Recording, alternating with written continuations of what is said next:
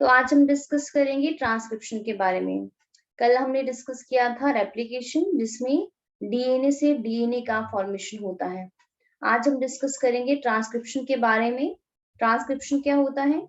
जिसमें जो हमारा डीएनए है वो कैसे आरएनए का फॉर्मेशन करता है। ठीक है, इसके बारे में आज हम डिस्कस करने वाले हैं। लेकिन सबसे पहले थोड़ा सा इसकी लोकेशन के बारे में जान लेते हैं कि ये सारी चीजें कहाँ पे हो रही है। तो यहाँ पे देखिए, अगर हम बात करते हैं यूकैरियोट्स की, आप सबको पता है यूकैरियोट्स कौन होते हैं? ऐसे ऑर्गेनिज्म जिनमें क्या होती है, मेम्ब्रेन बाउंड ऑर्गेनेली प्रेजेंट होती है, प्रॉपर न्यूक्लियस प्रेजेंट होता है।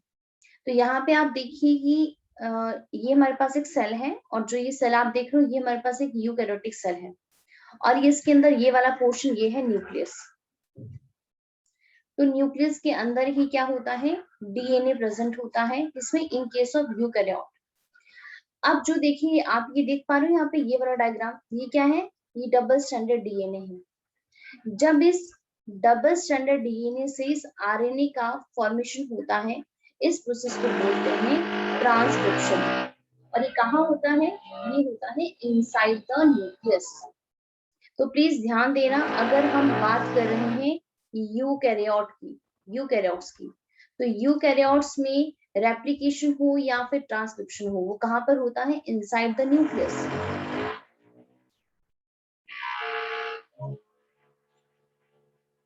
लेकिन अगर हम बात करते हैं प्रोकैरियोट्स की, अगर हम बात करते हैं प्रोकैरियोट्स मतलब जिनके अंदर बैक्टीरिया आते हैं, तो आप सबको पता है कि जो बैक्टीरिया होते हैं, मतलब जो प्रोकैरियोट होता है उनका, जैसे मान लेते हैं कि, एक मिनट वेट, जैसे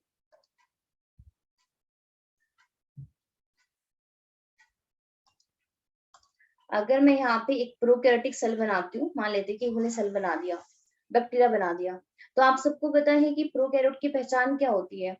जिनके पास मेम्ब्रेन बाउंड ऑर्गेनेली क्या होती है, एब्सेंट होती है।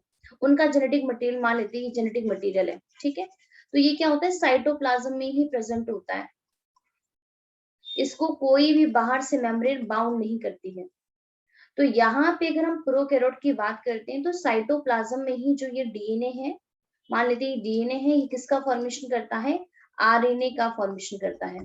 तो प्लीज आप इस चीज को नोट कर लीजिए कि जो ट्रांसक्रिप्शन है प्रोकैरियोट में वो साइटोप्लाज्म के अंदर होती है, लेकिन अगर हम यूकैरियोट की बात करते हैं तो यूकैरियोट्स में वो होती है इनसाइड द न्यूक्लियस।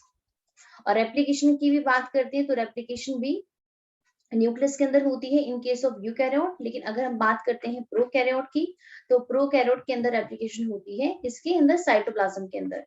क्यों? क्योंकि प्रोकैरियोट के पास कोई भी मेम्ब्रेन बाउंड ऑर्गेनेली प्रेजेंट नहीं होती है।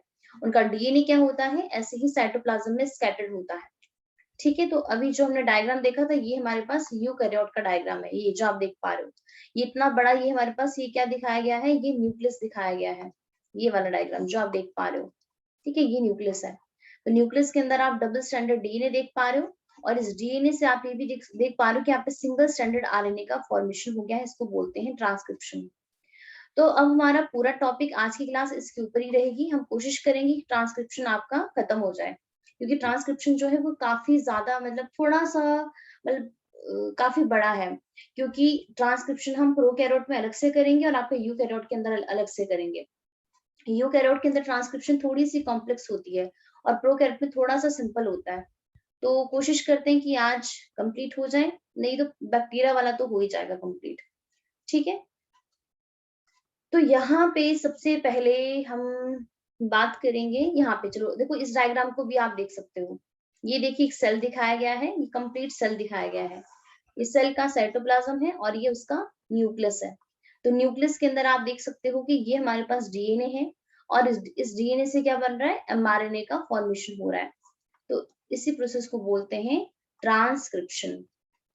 ठीक है, तो यहाँ पे पहले काफी सारी चीजें हैं जो में हमें डील करनी है, पर थोड़ा सा पहले ये जान लेते हैं। जैसे आप सबको पता है कि जो डीएनए है, डीएनए होता है डबल स्टैंडर्ड, और अगर हम बात करते हैं आरएनए की, तो आरएनए होता है सिंगल स्टैंडर्ड। ठीक है, तो डबल स्टैंडर्ड डीएनए और सिंगल स्टैंडर्ड आरएनए। अब डीएनए के टू स्ट्रैंड, और आरएनए का सिंगल स्ट्रैंड। तो आपको क्या लगता है, क्या डीएनए के दोनों स्ट्रैंड आरएनए को बनाने में हेल्प करते हैं, दोनों पार्टिसिपेट करते हैं? बताइए क्या लगता है आपको, क्या आरएनए के दोनों स्ट्रैंड पार्टिसिपेट करेंगे ट्रांसक्रिप्शन में?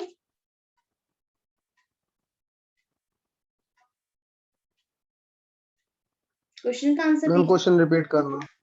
मैंने ये कहा कि डीएनए तो डबल स्टैंडर्ड होता है, आरएनए सिंगल स्टैंडर्ड होता है, ठीक है, और डीएनए से ही आरएनए बनता है।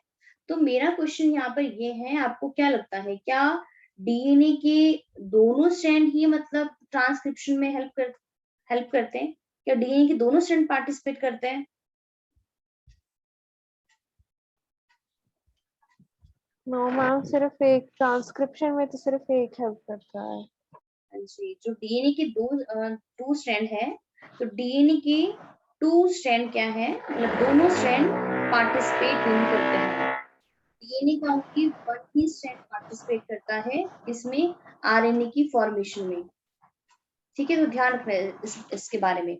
अब यहाँ पे ट्रांसक्रिप्शन को करने से पहले ना, ऐसे तो काफी सारी चीजें मेन अगर हम बात करें, बट थोड़ा सा पहले यहाँ पे कुछ जान लेते हैं इसके बारे में, जो यहाँ पे एक हमारे पास एक जनरल बातें लिखी गई हैं, ठीक है। तो यहाँ पे ट्रांसक्रिप्शन होता क्या है, पहली बात तो ये नोट कर लीजिए, ट्रांसक्रिप्शन जो है वो जीन एक्सप्रेशन का सबसे पहला स्टेप है। जैसे अगर मैं यहाँ पे बनाऊं, तो आप सबको पता है कि अगर मैं यहाँ पे डीएनए बना रही हूँ, तो डीएनए क्या होता है, डीएनए होता है डबल स्टैंडर्ड, और डीएनए के पास ही सारी की सारी जीन्स प्रेजेंट होती है, ये भी आपको पता है। मान लेते हैं कि डीएनए का सेगमेंट है, इसके पास जीन्स है। अब देखिए, हम कहते हैं कि जीन ही क्या करती है, हमारे हर एक करेक्टर को कंट्रोल कर रही है।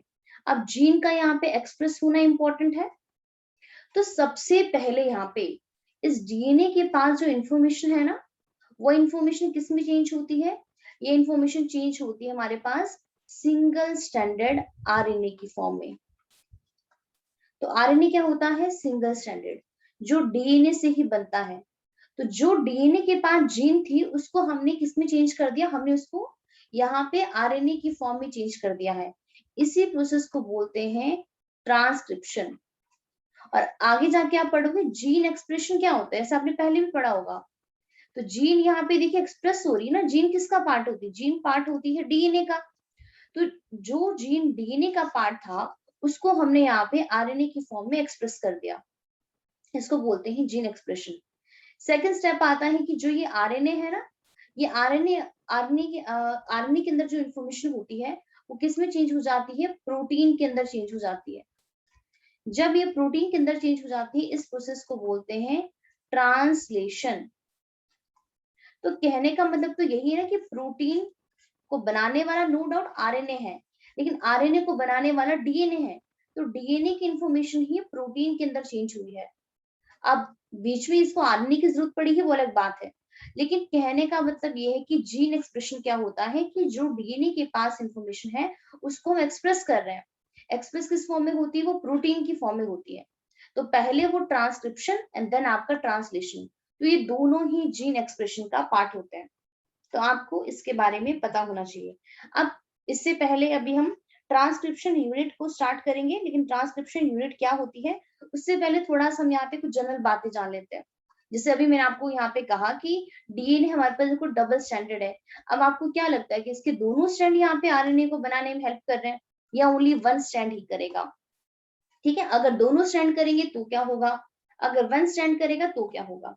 तो पहले जस्ट ओनली यहाँ पे कुछ ये जनरल बातें रीड कर लेते हैं। ट्रांसक्रिप्शन क्या है, द प्रोसेस है जिसमें क्या हो रहा है, कॉपिंग द जेनेटिक इंफॉर्मेशन। तो देखो यहाँ पे क्या हो रहा है, कॉपी हो रही है gene information from, very very important, one strand of the DNA into RNA. तो ध्यान रखना, डीएनए के टू स्ट्रैंड होते हैं, लेकिन दोनों स्ट्रैंड यहाँ पे ट्रांसक्रिप्शन में पार्टिसिपेट नहीं करते हैं। ओनली डीएनए का वन स्ट्रैंड ही क्या करता है, ट्रांसक्रिप्शन करता है। उसकी जितनी भी इंफॉर्मेशन होती है वो किसमें कॉपी होती है, आरएनए की फॉर्म में। Here also the principle of complementary governs the process of transcription. तो यहाँ पर भी क्या चलता है, यहाँ पर भी कॉम्प्लीमेंट्री रूल चलता है। कॉम्प्लीमेंट्री रूल का मतलब क्या है, जैसे हमने डीएनए में किया था कि ए की बाइंडिंग टी के साथ होती है, जी की बाइंडिंग सी के साथ होती है, लेकिन अब यहाँ पे थोड़ा सा चेंज आता है, बाकी सारी चीजें सेम है। जैसे अगर यहाँ पे मैं बताऊं तो सी की बाइंडिंग जी के साथ होगी और टी की बाइंडिंग ए के साथ होगी, ऐसे ही होता है। लेकिन यहाँ पे क्या होगा कि यहाँ पर डीएनए में ए के अपोजिट में कौन आता है, टी आता है, लेकिन यहाँ पर अब टी नहीं आएगा, यहाँ पर यू आएगा। जहां जहां टी आना है उसको यहाँ पे कौन रिप्लेस कर देगा, यू, मतलब यूरासिल रिप्लेस कर देगा। बाकी जी के साथ सी आएगा, सी के साथ जी आएगा, इसमें कोई चेंज नहीं है, ये सारी चीजें सेम है। और जहां जहां टी हो जाएगा वहां पर ए आ जाएगा डीएनए के स्ट्रैंड में। थोड़ा सा इसको मैं आपको बताने की कोशिश करती हूँ यहाँ पे। जैसे अब मान लेते हैं डीएनए के 2 स्ट्रैंड, अगर मैं यहाँ पे डीएनए के यहाँ पे 2 स्ट्रैंड बनाती हूँ,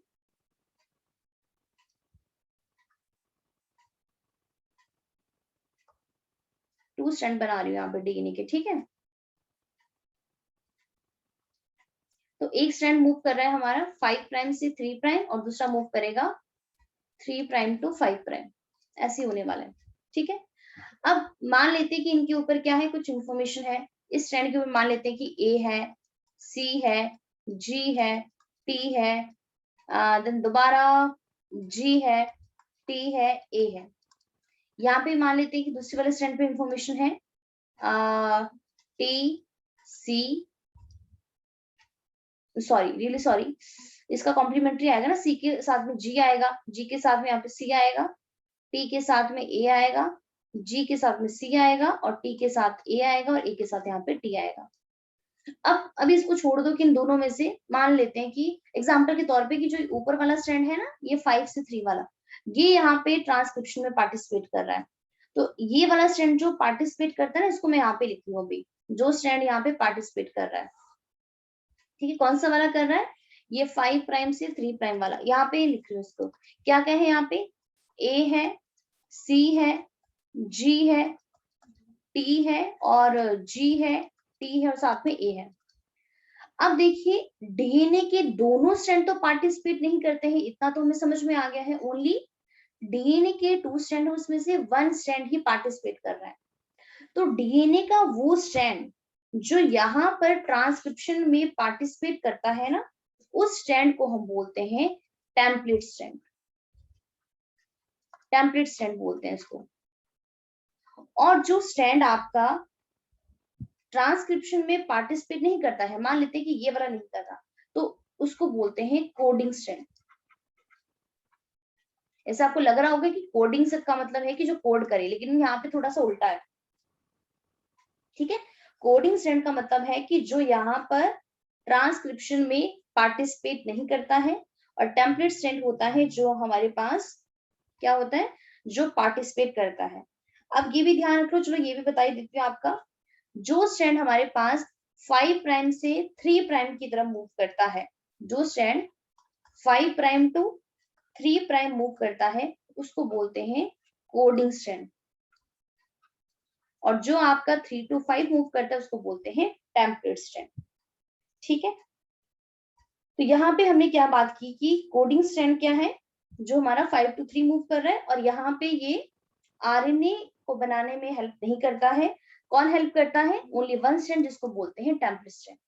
अब देखिए ये डीएनए का पार्ट है, इससे हमें यहाँ पे आरएनए बनाना है। तो आरएनए कैसे बनेगा, यहाँ पे एक चीज आपको और बता दूं, देखिए यहाँ पे अब अगर हम कॉम्प्लीमेंट्री का रूल यहाँ पे अप्लाई करें तो ए के अपोजिट में टी आना चाहिए, लेकिन हम आरएनए बना रहे हैं तो आरएनए के केस में ए के अपोजिट में क्या आएगा, यहाँ पे यू आएगा, टी नहीं आएगा, ध्यान देना। सी की जगह जी आएगा, तो कॉम्प्लीमेंट्री रूल चल रहा है ना, यहाँ पे भी जी की जगह सी आएगा, टी, अब देखो टी की जगह ए आएगा, इसमें कोई प्रॉब्लम नहीं है। जी की जगह आ जाएगा सी, टी की जगह ए आ जाएगा। लेकिन देखिए ए का कॉम्प्लीमेंट्री डीएनए में टी होता है, लेकिन यहाँ पर यू आ जाएगा। तो ये ठीक है, तो ये पूरी इंफॉर्मेशन यहाँ पे क्या हो गई है हमारे पास, ये बन गया है एमआरएनए। तो देखो जब आरएनए यहाँ पे बन रहा है, स्पेसिफिकली एमआरएनए बोल रहे, होता क्या है इसको भी डिस्कस करेंगे। तो जब यहाँ पे आरएनए बन रहा है तो यहाँ पर भी तो कॉम्प्लीमेंट्री रूल चल रहा है ना, कॉम्प्लीमेंट्री बेस पेयरिंग हो रही है, बस ओनली हमारे पास एक ही जगह यू आ जाएगा। अब एक चीज आपको और बताती हूँ, जो डीएनए का दूसरा स्ट्रैंड होता है ना, इसको कोडिंग बोलते हैं। मान लेते हैं इसको हमने टेम्पलेट बोला था और ये नीचे वाला हमारे पास कोडिंग है। तो जो कोडिंग स्ट्रैंड है और जो एमआरएनए है, इनके पास एज इट इज इंफॉर्मेशन होती है सारी एक्सेप्ट द टी। आप देख लो इसको, इस कोडिंग स्ट्रैंड में देखो, जहां एक जगह यहाँ पर टी है, एक जगह यहाँ पर टी है, जहां पर टी है बस उसको आप यहाँ पे यू से रिप्लेस कर दो, बाकी पूरा सीक्वेंस एज इट इज है। आप यहाँ पे चेक कर सकते हो, यहाँ पे देख लो, यहाँ पर दो जगह टी है, देखो यहाँ पे हमने यू लगा दिया, बाकी पूरी इंफॉर्मेशन देखो आप, GCACA यही है, GCAC है। तो ये क्वेश्चन बहुत बार पूछा जाता है, मतलब इस पे ये और बहुत इजी भी है। वो कई बार क्या करते हैं कि कई बार वो ना टेम्पलेट सेंड देते हैं, तो ये बोलते हैं कि एमआरएनए के पास क्या इंफॉर्मेशन होगी वो आप हमें बताइए। तो अगर वहां पे टेम्पलेट भी दिया है, कोडिंग भी दिया है, तो आपको कुछ नहीं करना है। ये तो चलो फिर भी छोटा सा सीक्वेंस था, तो आपके पास बहुत बड़ा होता है, तो आपको टाइम वेस्ट क्यों करना। कोडिंग स्ट्रैंड देखिए, कोडिंग स्ट्रैंड के पास जहां जहां टी है उसको बस यू से रिप्लेस कर दो, वही एमआरएनए का स्ट्रैंड हो, बाकी पूरा स्ट्रैंड एज इट इज रहने वाला है एमआरएनए। समझ आया आपको मैंने क्या कहा? यस तो प्लीज ध्यान रखना, जो हमारे पास टेम्पलेट स्टैंड है वो मैम, टेम्पलेट और कोडिंग लिखा होगा ना? यहाँ तो लिखा हुआ ही है बिल्कुल, नहीं वहां बताया भी मैम जो होता है ना। क्वेश्चन देंगे उसमें। नहीं अभी मैं करवाऊंगी, फिर आपको अच्छे तरीके से समझ में आ जाएगा। जस्ट मैं आपको इतना बता रही हूँ यहाँ पे कि ये बहुत इजी होता है इस तरीके से। कई बार दोनों स्टैंड दिए होते हैं, टेम्पलेट भी दिया होता है, कोडिंग भी दिया होता है, और बोलते हैं एमआरएनए का स्टैंड निकालो। या कई बार एमआरएनए दिया होता है, वो बोलते हैं कोडिंग का निकालो, तो वो भी बहुत इजी है। ठीक है, तो मैं आपको ये चीज बता रही थी यहाँ पे भी कि कॉम्प्लीमेंट्री बेस पेयरिंग होती है। तो यहाँ पे देखिए क्या लिखा गया है, सेकंड लाइन में क्या वो बोल रहा है हमारे पास, सेकंड लाइन क्या बोल रहा है, here also the principle of complementarity governs the process of transcription. तो ट्रांसक्रिप्शन जब होती है यहाँ पर भी कॉम्प्लीमेंट्री रूल चलता है, एक्सेप्ट द एडिनोसाइन। ध्यान रखना, एडिनोसाइन अब किसके साथ फॉर्म करेगा बेस पर, with the uracil instead of thymine. I hope आपको ये बात समझ में आ गई होगी। उन्हें साफ साफ यहाँ पे कह लिया कि जहां पर अब एडिनोसाइन की नॉर्मली एक के साथ टी आ रहा था डीएनए में, बस यहाँ पे अब क्या आ जाएगा, यहाँ पे एक के साथ, एक के सामने यू आएगा इंस्टेड ऑफ थायमिन। तो however unlike in the process of respiration, मतलब रेस्पिरेशन में क्या होता है, अनलाइक का मतलब क्या होता है, डिफरेंट, कि डिफरेंट होता है रेप्लिकेशन में, which once set in the total DNA of organism get duplicated। हमारे पास क्या होता है कि जब डुप्लीकेशन की बात आती है, डीएनए की डुप्लीकेशन, तो पूरा का पूरा डीएनए ही, टोटल डीएनए ही डुप्लीकेट होता है। लेकिन ध्यान रखना, डीएनए का इतना बड़ा पार्ट है, मान लेते पूरा इतना बड़ा पार्ट है, तो डीएनए का पूरा पार्ट यहाँ पे ट्रांसक्रिप्शन में पार्टिसिपेट नहीं करता है। डीएनए का ओनली मान लेते जस्ट ओनली इतना सा सेगमेंट है, ओनली जस्ट इतना सा पोर्शन, यही ट्रांसक्रिप्शन में पार्टिसिपेट कर रहा है। लेकिन जब रेप्लिकेशन की बारी आती है, तो रेप्लिकेशन के टाइम पे एंटायर डीएनए कॉपी होता है, लेकिन ट्रांसक्रिप्शन में पूरा डीएनए कॉपी नहीं होता है, ओनली डीएनए का कुछ पार्ट होता है जो ट्रांसक्रिप्शन में पार्टिसिपेट करता है। उसको हम ना ट्रांसक्रिप्शन यूनिट बोलते हैं, उसको अभी हम देखेंगे आगे यहाँ पे। लेकिन यहाँ पे देखिए वो क्या बोल रहा है कि different in the process of replication, unlike which one set in the total DNA of an organism get duplicated। पूरा DNA duplicate होता कब होता है, S phase में। in transcription only a segment of DNA and only one of the strand, ध्यान देखो बार बार ये बोल रहे हैं only one strand ही कॉपी होगा RNA के अंदर, दोनों स्ट्रैंड भी नहीं होंगे। so this necessity defining the boundaries that would demarcate the region and the strand of DNA that would be transcribed। अब यहाँ पे हमें ये समझना है कि क्यों दोनों स्ट्रैंड कॉपी नहीं होते हैं ट्रांसक्रिप्शन के टाइम पे। अगर दोनों स्ट्रैंड पार्टिसिपेट करेंगे, मान लेते हैं कि दोनों ही ट्रांसक्रिप्शन में पार्टिसिपेट करें, तो क्या हो जाएगा। तो इसके यहाँ पे ना बहुत सारे वैलिड रीजन है कि अगर हमारे पास दोनों ही स्ट्रैंड ही अगर यहाँ पे पार्टिसिपेट करेंगे तो क्या हो जाएगा। ठीक है, सबसे पहले इसको भी यहाँ पे समझते हैं, एक मिनट। जैसे मान के चलते हैं, इसी को समझ लो, जैसे अभी आपने यहाँ पे देखा कि दो स्ट्रैंड। पहली बात तो आप खुद ही सोचो, अगर टेम्पलेट स्ट्रैंड को देखो, जब हमने इसका कॉम्प्लीमेंट्री यहाँ पे बनाया था, तो इसका कॉम्प्लीमेंट्री एक इसको इरेज कर देते हैं। तो देखो जब हमने यहाँ पे टेम्पलेट स्ट्रैंड का हमने ऊपर वाला अभी जो हमारे पास ये वाला था इसका भी हमने कॉम्प्लीमेंट्री बनाया था जो हमारे पास ये आया था। अब अगर नीचे वाले का कॉम्प्लीमेंट्री बना के देखो, इस टी के अपोजिट में क्या आ जाएगा, ए आ जाएगा, जी के अपोजिट में सी आएगा, सी के अपोजिट में जी आएगा, ए की जगह यू आ जाएगा, सी की जगह जी आ जाएगा और ए की जगह क्या आ जाएगा, यू आ जाएगा और टी की जगह ए आ जाएगा। देखो यहाँ पे देख पा रहे हो, अगर ऊपर वाला स्ट्रैंड जब इंफॉर्मेशन कॉपी कर रहा है तो एमआरएनए के पास ये वाली इंफॉर्मेशन आ रही है, लेकिन अगर नीचे वाला स्ट्रैंड आरएनए की फॉर्म में कॉपी होता है तो इंफॉर्मेशन ये आ रही है। आप देख पा रहे हो A C G U G U G U A, और यहाँ पे देखो यस मैम। तो अगर यहाँ पे दोनों ही स्ट्रैंड पार्टिसिपेट करेंगे ना तो यहाँ पे क्या होगा, दो डिफरेंट एमआरएनए बन जाएंगे। अब सोचो एमआरएनए जाके प्रोटीन बनाएंगे, अब ये अलग प्रोटीन बनाएगा क्योंकि सीक्वेंस अलग अलग हो गया ना यहाँ पे इनका कोडोन का, मतलब नाइट्रोजन बेस का, और यही तो बाद में जाके प्रोटीन बनाते हैं। तो ये अलग प्रोटीन बनाएगा, ये अलग प्रोटीन बनाएगा, तो बॉडी तो कंफ्यूज हो जाएगी ना कि मुझे करना क्या है, कौन सा मैं एक्सप्रेस कर रहा हूँ यहाँ पे। तो यही रीजन है कि दोनों स्ट्रैंड कभी भी पार्टिसिपेट नहीं कर पाते हैं। अगर दोनों ही स्ट्रैंड पार्टिसिपेट करेंगे तो वो वहां पे क्या करेंगे, 2 आरएनए मॉलिक्यूल्स प्रोड्यूस करेंगे जिनका सीक्वेंस क्या होगा, टोटली डिफरेंट होगा। आप देख सकते हो यहाँ पे डिफरेंट और यहाँ पर भी डिफरेंट है। और जब वो प्रोटीन को कोड करेंगे तो यहाँ पे प्रोटीन भी अलग अलग बनेगी। यहाँ पे समझ आ रहा है आपको? तो यही रीजन है कि यहाँ पर ओनली वन स्ट्रैंड ही क्या करता है, पार्टिसिपेट करता है, दोनों स्ट्रैंड पार्टिसिपेट नहीं करते हैं। तो यहाँ पे एनसीईआरटी में देखो यहाँ पे 2 पॉइंट्स लिखे गए हैं। क्वेश्चन पूछा गया है कि व्हाई द, एक मिनट,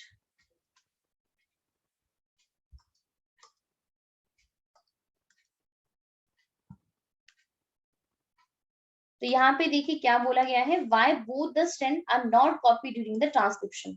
दोनों स्ट्रैंड कॉपी क्यों नहीं होते? पहला देखो, पहला रीजन क्या बोला, first if both strand act as a template. Template का मतलब है कि अगर दोनों स्ट्रैंड ही ट्रांसक्रिप्शन में पार्टिसिपेट करेंगे so they would code for the RNA molecule, वो आरएनए मॉलिक्यूल को कोड करेंगे विद द डिफरेंट सीक्वेंस, वहां पे डिफरेंट सीक्वेंस बनेंगे। तो प्लीज यहाँ पे दिया भी गया है कि complementary doesn't mean identical. Complementary base pairing का बिल्कुल ये मतलब नहीं है कि वहां पे सेम ही दोनों स्ट्रैंड सेम बनने वाले हैं, वहां पे डिफरेंसेस आएगा। अब उसके बाद वो क्या करेंगे, दे कोड फॉर द प्रोटीन, वो प्रोटीन को कोड करेंगे, और सीक्वेंस क्या होगा अमीनो एसिड का, protein would be different, so hence one segment of DNA would be coding for the 2 different protein and this would complicate the genetic information transformation की, वो पूरा यहाँ पे कॉम्प्लिकेशन आ जाएगी। यही रीजन होता है कि ओनली वन स्ट्रैंड ही पार्टिसिपेट करता है। पहला रीजन तो ये वाला हो गया। सेकेंड रीजन क्या है, the 2 RNA molecule if produced simultaneously, अगर 2 RNA के मॉलिक्यूल्स बन गए, मान लेते हैं कि जो अभी जो हमने देखा था वो भी बन गए हैं, तो वो क्या होंगे, एक दूसरे के कॉम्प्लीमेंट्री होंगे, बताइए, और वो डबल स्टैंडर्ड आरएनए बनाएंगे। आप दोबारा देख लो यहाँ पे कहा गया हमारा व्हाइट बोर्ड, ये देखिए ये दूसरे के कॉम्प्लीमेंट्री है। अगर मैं इसको यहाँ पे लेकर आ जाऊं, ये वाला देखो ए C G you then ji U ए, देखो दिख रहे हैं आपको, यही वाला स्टैंड में यहाँ पे लेकर आए, और इसको भी आप देख सकते हो कॉम्प्लीमेंट्री हो गए यहाँ पे एक दूसरे के, दोनों स्टैंड बन गए यहाँ पे आरएनए के।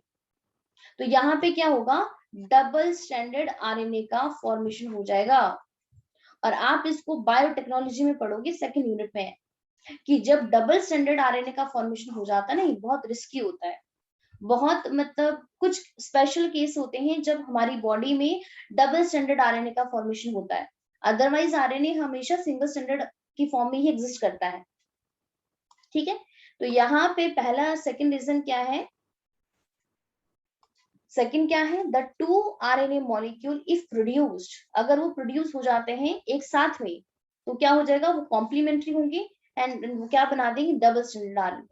So this would prevent RNA, जब वहां पे डबल स्टैंडर्ड आरएनए का फॉर्मेशन हो जाता है ना, तो उसकी वजह से वहां पे प्रोटीन नहीं बन पाती है, तो ये भी कोई कॉम्प्लिकेशन ही है। So this would prevent RNA from being translated into protein and the exercise of transcription would become a futile. Futile का मतलब है incapable of producing any useful result. वहां पे कुछ भी यूजफुल रिजल्ट नहीं बना पाएगी। यही रीजन है कि दोनों स्ट्रैंड हमारे पास ट्रांसक्रिप्शन के टाइम पे कॉपी नहीं होते हैं। फर्स्ट रीजन क्या है, अगर दोनों स्ट्रैंड टेम्पलेट की तरह बिहेव करेंगे वो 2 आरएनए के मॉलिक्यूल्स बनाएंगे, उनके डिफरेंट सीक्वेंस होंगे, वो डिफरेंट डिफरेंट प्रोटीन्स को कोड करेंगे। क्यों? क्योंकि सीक्वेंस क्या होगा अमीनो एसिड का डिफरेंट होगा, जिसकी वजह से 2 प्रोटीन बनेगी जो कॉम्प्लिकेट कर देगी जेनेटिक इंफॉर्मेशन ट्रांसफर मशीनरी को। सेकंड रीजन क्या है कि अगर 2 आरएनए के मॉलिक्यूल्स बन गए तो वहां पे डबल स्ट्रैंडेड आरएनए का फॉर्मेशन होगा, और अगर डबल स्ट्रैंडेड आरएनए बन गया तो उसकी वजह से वहां पे प्रोटीन नहीं बन पाएगी। तो ट्रांसक्रिप्शन का जो भी रिजल्ट है वो फ्यूटाइल नहीं होगा। फ्यूटाइल मतलब कि वो कोई भी यूजफुल रिजल्ट हमें यहाँ पे देखने को नहीं मिलेगा। समझ आ गया आपको इसके बारे में? इतनी चीज समझ में आ गई है? Yes ma'am. ठीक है। अब नेक्स्ट हम यहाँ पे डिस्कस करेंगे ट्रांसक्रिप्शन यूनिट के बारे में। ये ट्रांसक्रिप्शन यूनिट क्या होती है? तो यहाँ पे देखिए, जैसे अभी भी मैंने आपको कहा कि जो डीएनए है उसका एंटायर पोर्शन ट्रांसक्रिप्शन नहीं करवाता है, कुछ ही पोर्शन है जो यहाँ पे ट्रांसक्रिप्शन करवाता है। ठीक है, डीएनए का कुछ पार्ट ही है जो ट्रांसक्रिप्शन करवाता है। अब डीएनए का वो पार्ट जो ट्रांसक्रिप्शन करवा रहा है उसको बोलते हैं ट्रांसक्रिप्शन यूनिट। तो ध्यान रखना, ट्रांसक्रिप्शन यूनिट क्या है? डीएनए का वो सेगमेंट है जो ट्रांसक्रिप्शन में पार्टिसिपेट करता है, जिसका डायग्राम आप यहाँ पे देख सकते हो। तो यहाँ पे क्या लिखा है? A transcription unit in DNA. आप कैसे इसको डिफाइन करोगे? Primary by the 3 region the DNA. तो कहने का मतलब यही है कि ट्रांसक्रिप्शन यूनिट किसके पास होता है? डीएनए के पास होता है, और उसके वहां पे 3 रीजन होते हैं। एक होता है प्रमोटर रीजन, ठीक है, एक होता है स्ट्रक्चरल जीन, और एक होता है हमारे पास आपका टर्मिनेटर, जो आप इधर देख सकते हो। एक प्रमोटर है, एक हमारे पास स्ट्रक्चरल जीन है, और एक हमारे पास टर्मिनेटर है। तो हमारे पास ट्रांसक्रिप्शन यूनिट के 3 पार्ट होते हैं, प्रमोटर, स्ट्रक्चरल जीन, टर्मिनेटर। तो अगर हम ट्रांसक्रिप्शन करवाना चाहते हैं तो ट्रांसक्रिप्शन यूनिट का होना नेसेसरी है। ट्रांसक्रिप्शन यूनिट नहीं होगी तो इसके बिना कभी भी ट्रांसक्रिप्शन हो ही नहीं सकता है। और प्लीज इसका भी ध्यान रखना, ट्रांसक्रिप्शन यूनिट जो किसका पार्ट होता है? डीएनए का। कई बार हम सोच लेते हैं कि ट्रांसक्रिप्शन का मतलब आरएनए है, इट मींस वो आरएनए का पार्ट है। तो प्लीज ध्यान रखना, ट्रांसक्रिप्शन यूनिट किसका पोर्शन होता है? ये it is a part of DNA, RNA का पार्ट नहीं होता है। अब हमने कहा कि इसके 3 पोर्शन है, एक प्रमोटर रीजन है, एक टर्मिनेटर पोर्शन है, और एक हमारे पास आपका स्ट्रक्चरल जीन है। अब ये प्रमोटर रीजन क्या करता है? ट्रांसक्रिप्शन यूनिट का ये जो प्रमोटर वाला रीजन होता है, ये यहाँ पे क्या करवाता है? प्रमोटर वाला रीजन ट्रांसक्रिप्शन को स्टार्ट करवाता है, ट्रांसक्रिप्शन की इनिशिएशन करवाता है, स्टार्टिंग पॉइंट है प्रमोटर। अब यही क्यों है? क्योंकि इसके पास ना कुछ बाइंडिंग साइट होती है। ट्रांसक्रिप्शन को स्टार्ट करवाने के लिए एक एंजाइम आता है, ठीक है, उस एंजाइम का नाम है आरएनए पॉलीमरेज। तो आरएनए पॉलीमरेज नाम का एंजाइम आता है, इस प्रमोटर रीजन पर बाइंड होता है और ट्रांसक्रिप्शन को स्टार्ट करवा देता है। अब उसके बाद स्ट्रक्चरल जीन क्या होता है? स्ट्रक्चरल जीन ट्रांसक्रिप्शन यूनिट का वो पार्ट होता है जिसने ट्रांसक्राइब होना है। जैसे अगर मैं यहाँ से आरएनए बनाऊं, एमआरएनए बनाऊं, कि आरएनए बन गया, तो ये आरएनए बनाने वाला कौन सा पोर्शन है? स्ट्रक्चरल जीन वाला पार्ट है।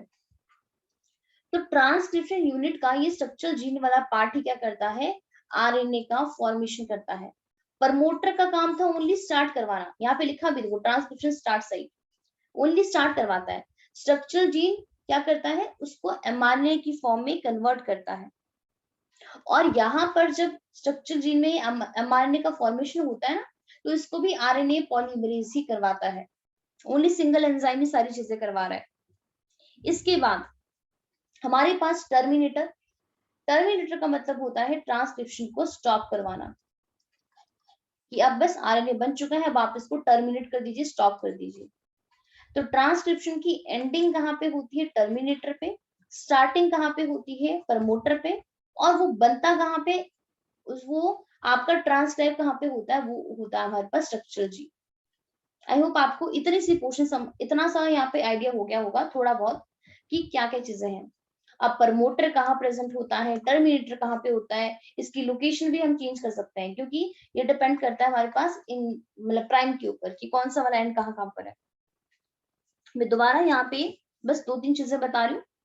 हमने क्या कहा अभी कि पूरा डीएनए कभी भी ट्रांसक्रिप्शन नहीं करवाता है, उसका कुछ पोर्शन होता है। जो पोर्शन ट्रांसक्रिप्शन में पार्टिसिपेट करता है उसको बोलते हैं ट्रांसक्रिप्शन यूनिट।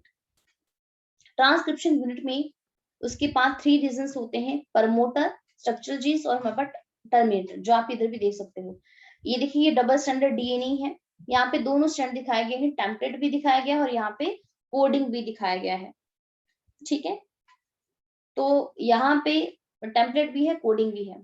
अब यहाँ पर देखिए सबसे पहले प्रमोटर है, देन बीच में स्ट्रक्चरल जीन है और लास्ट में हमारे पास क्या टर्मिनेटर है। तो इस प्रमोटर के पास क्या होता है, नोट कर लीजिए, इस प्रमोटर के पास क्या होती है, बाइंडिंग साइट होती है। बाइंडिंग साइट किसके लिए, for the RNA polymerase. RNA polymerase के लिए बाइंडिंग साइट होती है ताकि वो यहाँ पर आकर बाइंड कर सके और ट्रांसक्रिप्शन को स्टार्ट कर सके। इसके अलावा जो यहाँ पे 2 स्ट्रैंड है डीएनए मतलब ट्रांसक्रिप्शन यूनिट के, वो फॉर्म करते हैं स्ट्रक्चरल जीन। तो स्ट्रक्चरल जीन को फॉर्म करने वाला कौन है, 2 स्ट्रैंड ऑफ द डीएनए, ये दोनों स्ट्रैंड को ही, टेम्पलेट होगा, कोडिंग हो गया, इन्हीं को बोलते हैं स्ट्रक्चरल जीन का पार्ट। अब जो हमारे पास ये 2 स्ट्रैंड है, इनके पास अपोजिट पोलैरिटी होती है, आप देख सकते हो दोनों की पोलैरिटी अलग अलग है, इधर 5 है, इधर 3 है, इधर 5 है और इधर 3 है, दोनों की पोलैरिटी क्या है, डिफरेंट है। अब यहाँ पे एक चीज बताऊंगी, वो बहुत बहुत ज्यादा इंपॉर्टेंट है।